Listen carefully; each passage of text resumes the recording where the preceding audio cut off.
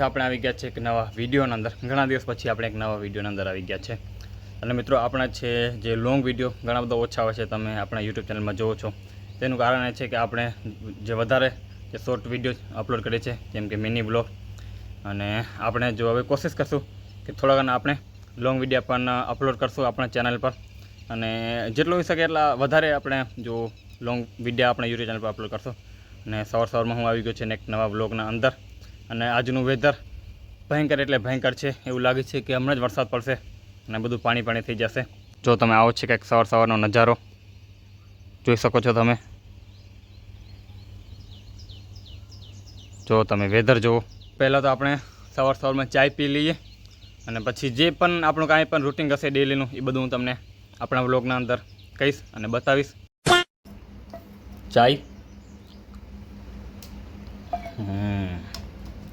ચાય ને રોટલો તમે જોઈ શકો છો મિત્રો ટ્રેક્ટરના અંદર બ્લોર લાગેલું હતું તો સવારમાં હું મંડી પડ્યો છું આ બ્લોર કાઢવામાં અને આને સ્પેસિફિક એક એવી જગ્યા નથી કે આને ઉતારીને રાખી શકાય દેશી જુગાડથી જ આને રાખવું પડે છે આવી રીતે તમે જોઈ શકો છો પહેલાં નીચે પથ્થરા રાખી દીધા છે પછી એના પાયા છે ચારમાંથી એક પાયો તો તૂટી ગયો છે એ પાયો તૂટી ગયો છે ઓની કરલો ને એવી રીતે આમ રાખી દીધું છે ને હવે આને કાઢવાની કોશિશ કરું છું એ પિન છે એ ફસાઈ ગઈ છે તો આની પિન કાઢવામાં બહુ જ મુશ્કેલ તકલીફ પડે છે અને આ દવા છાંટવાનો બ્લોર છે આ કાઢી કરી ને આપણે રાંપ લગાવવાની છે ઘાસ માટે રાંપ અહીંયા બાજુમાં જ પડી છે જોઈ શકો છો આ પડી રાંપ તૂટી ગયેલો પાયો હતો તે આવેલો આની બાજુનો આ જોઈ શકો છો એ તૂટી ગયો છે એટલે ખાલી એમને એમ રાખ્યો છે વધારે સપોર્ટ આનો પથ્થર ઉપર જ છે જોઈ શકો છો માંડ મિત્રો આપણે બ્લોર કાઢી નાખ્યું છે ટ્રેક્ટરના અંદરથી હવે આપણે રાંપ લગાવવાની છે રાંપ આ પડી મારા બાજુમાં જ છે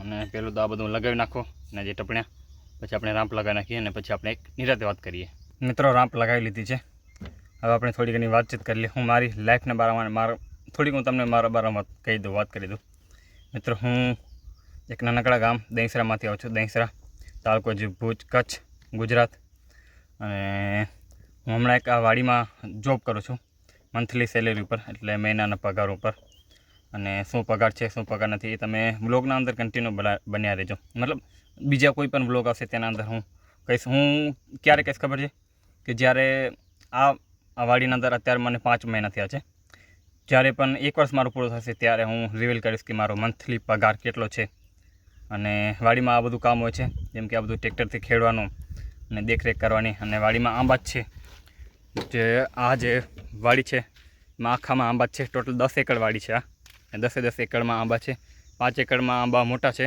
તમે જોઈ શકો છો આવડાવડ છે અને 5 એકર વાડીમાં નાનકડા આંબા છે એ પણ તમને બતાવું તો તમે જોઈ શકો છો આ નવા આંબા આવેલા છે નાનકડા આંબા આયરા અને એ બીજાઓની બાજુ છે અને હાલો હું તમને થોડુંક ઉપરથી નજારો બતાવું તો તમે જોઈ શકો છો એક થાંભલો તેના ઉપર ચડી ગયો છું ને આવો છે કંઈક નજારો ફૂલ વરસાદ જેવો માહોલ થઈ ગયો છે ગરમી છે થોડી ઘણી અને આવો છે કંઈક નજારો 11 વાગી ગયા છે પણ તો વરસાદનું એક ટીપું પણ નથી પડ્યું વાદળા કારા આવે છે ને હાલે જાય છે આવે છે ને હાલે જાય છે મિત્રો રાંપ આપણે હલાવી પરંતુ રાંપ આમાં મેળ પડતો નથી રાંપ કાઢી નાખી છે આપણે રોટાટર લગાવી નાખ્યું તમે જોયું કે આપણે રાંપ હલાવી તેમાં પ્રોપરલી બરાબર કામ થતું નથી કેમ કે જે ઘાસ છે એ જાડું થઈ ગયું મોટું થઈ ગયું છે તો હવે રોટાટર લગાવી નાખ્યું છે રોટાટર થોડું અડધું લગાવી નાખ્યું છે અડધું કામ બાકી છે રોટાટર લગાવવાનું હું નાસ્તો પાણી કરવા જાઉં છું પછી જાડું જે ઘાસ છે એ બધું રોટાટર કાપી નાખશે ભેળી નાખશે જે ખારેકવાળું ખેતર જ પડવું હતું તેમાં રોટાટર ચાલુ કરી નાખ્યું છે જો આવી રીતે રોટાટર મારી નાખ્યું છે એની બાજુ મારી નાખ્યું છે મારતા આની બાજુ જાઉં છું આ બધું ટ્રેક્ટર અહીંયા થોડો કચરો હતો એ પણ સળગાવી નાખ્યો વરસાદનું પલળી ગયો હતો પરંતુ જે નારિયેળના ફોડા અને બધા ફળા ને તે જ હતું એટલે સળગી ગયું થોડું સળગી ગયું અહીંયા રહી ગયું છે એ પણ સળગી જશે મારા અંદાજિત મિત્રો આપણે રોટાવેટર ફરાવીને હવે બાકી છે થોડું ઘણું જમવા માટે જતા હતા તો થોડોક ચારો હતો ગાય માટે લઈ લીધો છે આ પડ્યો અને હાલો લઈ લઈએ એક પેસેન્જરને આપણે ચલો બેઠ જાઓ પીપ આમ તો મિત્રો હું ચાય સાંજે 5 વાગે પીતો હોઉં છું પરંતુ આજે હું વહેલી ચાય પીઉં છું 4 વાગે સવારે કચરો સળગાયો હતો બધો તો હવે આ કોકો કચરો રહી ગયો એવું લઈ ગયું છે સળગશે નહીં તો બધો કચરો મને ઉપાડવો પડશે અહીંયાથી, તો જ પ્રોપરલી અહીંયા હું રોટાવેટર ઘુમાવી શકીશ. નકર આ રહી જશે તો રહી જ જશે, પછી આનો કંઈ આરો જ નહીં આવે. તો આપણે આને ઉપાડી લઈએ અને સાઈડમાં નાખી દઈએ. બીજો ઢગલો પડ્યો ત્યાં, એ ઢગલો તો રહી જવાનો છે. તો એક ઢગલો અહીંયા ખાલી થઈ જાય તો અહીંયા આપણે રોટાવેટર ફરાવી નાખીએ. તમે જે આપણા મિની બ્લોગ જોયા હશે તેમાં આપણે જીવ અમૃત બનાવ્યું હતું. જીવમૃત એટલે કે સમજી લો કે 2 કિલો ગોળ અને 2 કિલો છાશ 200 લીટર ટાંકીના અંદર નાખેલું પાણીના અંદર.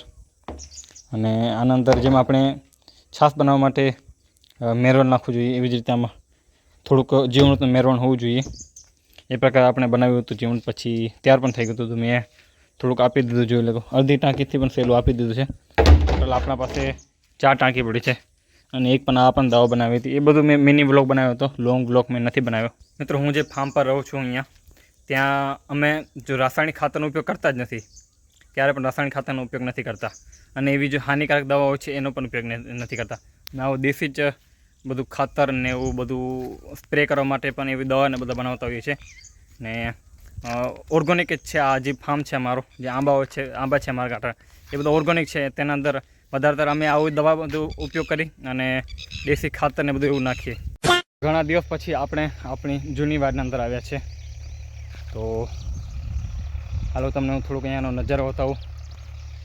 તો તમે જોઈ શકો છો તે આપણી જૂની વાડી. અને ઘણા દિવસથી હું આવ્યો નહોતો, પ્લાન હતો કે હાલો જતા આવી, પરંતુ આજે ટાઈમ મળી જ ગયો. માણસોમાં તો વેર થતો છે. હવે પ્રાણીમાં ને જનાવરમાં વેર થવા માંડી ગયો છે. તમે જો 2 કાંકીટા જગરી રહ્યા છે, કે તેનું જોઉં છું જગરે છે. જો તમે ભયંકર યુદ્ધ ચાલી રહ્યું છે, જુઓ તમે ખાલી. એને આની બાજુ કપાસ વાવવાનું કામ ચાલુ છે, આની બાજુ ટ્રેક્ટર ચાલુ છે. અડધામાં કપાસ નાખી દીધું છે ને અડધામાં કપાસ નાખવાનું બાકી છે. મિત્રો આ ફાર્મ મેં 5 મહિનાથી મૂકી દીધું છે. હવે આ ફાર્મ પર પપ્પા અને મારો જે એક મોટો ભાઈ છે તે આ ફાર્મ સંભાળે છે. આ ફાર્મ પર હું કામ નથી કરતો. ઓલરેડી મેં તમને આ બ્લોગના અંદર કહ્યું કે હું બીજા એક ફાર્મના અંદર કામ કરું છું અને ત્યાં મારી મંથની સેલેરી છે. એ બધું મેં પહેલાં જ મેં તમને વાત કરી. ઘણા દિવસ પછી આપણે આવી ગયા છે છત ઉપર, અને ઘણા બધા મેં આ છત ઉપર વિડીયો બનાવ્યા હતા. મેં ક્યુએને વિડીયો પણ બનાવ્યો હતો, જે કદાચ કોપીરાઇટના કારણે અત્યારે મારી ચેનલ પર નહીં હોય. ભલે મેં કંઈક અમે સામે ઊભા હતા બેકગ્રાઉન્ડમાં, એ કદાચ એક વ્લોગ મેં નાખ્યો હતો, તેના અંદર મેં વાત કરી હતી કે મેં ક્યુએને વિડીયો બનાવું છું અને બધું મેં કીધું હતું. અને અહીંયા રાતના પર સૂતો હતો અને પછી રાતના કોઈ જો જંગલી જનાવર નીલગાય કે સુવર કાંઈ જાય તો ઉપરથી બધી નાખતો હતો. હવે તો ભલે હું નથી આ ફાર્મ પર, અને અહીંયા હું મારી લક્ષ્મીને બાંધતો હતો. લક્ષ્મી મારી ગાય એ બધી હવે હાલી ગઈ ઘરે. અને ઉપરથી તમને થોડુંક હું નજારો બતાવું તો તમે જોઈ શકો છો. હાલો હું તમને અહીંયાથી બતાવું, અહીંયાથી તમે બતાવો એટલે બધું તમને પ્રોપરલી ખબર પડી જાય. જો આવો છે કંઈક નજારો. એ નાની બાજુ છે જંગલ. અને મારું એક બીજું પણ ચેનલ છે જેમાં હું હિન્દીમાં વ્લોગ બનાવતો હતો. મેં ઘણા બધા વ્લોગ અપલોડ કર્યા છે, જે હું આની બાજુ જે ઘૂમવા માટે ગયો હતો, ફરવા માટે ગયો હતો, તળાવ જોવા માટે ગયો હતો, સારું એ કર્યું હતું. એ બધા વિડીયા મારું એક ચેનલ છે હિન્દીમાં, તેના અંદર પડ્યા હશે વિડીયો, તમે કદાચ જોઈ લેજો. તમને ચેનલમાં જે લિંક, જ્યાં તમે ઇન્સ્ટાગ્રામની અને યુટ્યુબની લિંક છે ત્યાં તમને એ લિંક જોવા મળી જશે. ક્લિક કરજો, અથવા તો તમે યુટ્યુબમાં સર્ચ કરશો અને કિશોર પટની વ્લોગ, તે પણ ચેનલ આવી જશે. તમે તમારી ડિસ્પ્લેમાં પર જોઈ શકો છો. આ છે ચેનલ મારું. આવો છે કંઈક નજારો. હાલો આપણે આનો ઉપર ચડી જઈએ અને ઉપરથી હું તમને થોડુંક બતાવું, વધારે ઉપરથી મતલબ બતાવું. જુઓ તમે, વાવ. ને જુઓ તમે થાંભલા દેખાતા હશે ઓના જે પાવરના, વીજળીના, પરંતુ તેમાં તાર નથી, કેમ કે જંગલમાં હતા ને એ થાંભલા, પછી એમાં કંઈક પ્રોબ્લેમ આવી ગઈ હતી, નથી એમાં તાર આવ્યો. આવો છે 365 ડિગ્રીનો વ્યૂ. જુઓ તમે,